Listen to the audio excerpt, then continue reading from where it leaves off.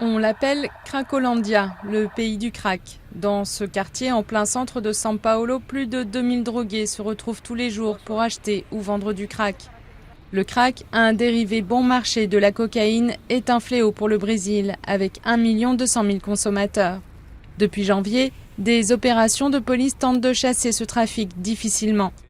Fin mars, la municipalité a lancé un programme de traitement public, un espoir pour les accros qui veulent se soigner. C'est difficile. Des fois, je pense m'arrêter et des fois, l'abstinence est plus dure et me pousse à me droguer à nouveau. Renato a 20 ans. Il a plongé dans le crack il y a 1 an et demi. Il n'a jamais eu les moyens de se traiter. Aujourd'hui, il veut le faire pour sa mère. Je suis fatigué de souffrir. Ça fait 1 an et plus que je ne la vois pas. Je voudrais la revoir.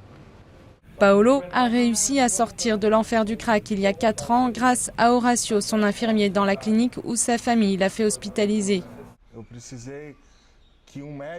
J'ai eu besoin qu'un médecin me dise que je devais m'isoler, que je devais aller dans un endroit protégé, où on ne m'offrirait plus de crack, où je n'avais pas d'argent, où les murs seraient hauts.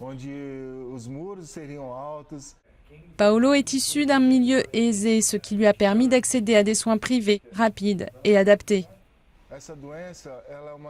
Cette maladie est très cruelle, très bouleversante, très difficile. Mais il existe une lumière à la fin du tunnel, et nous, on n'est pas seuls. À présent, les plus défavorisés pourront accéder à ces mêmes soins dans ce centre de désintoxication.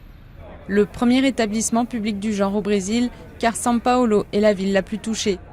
Avec 16 000 mètres carrés, le centre pourra accueillir près de 1200 personnes par jour qui seront suivies à chaque étape du processus de désintoxication.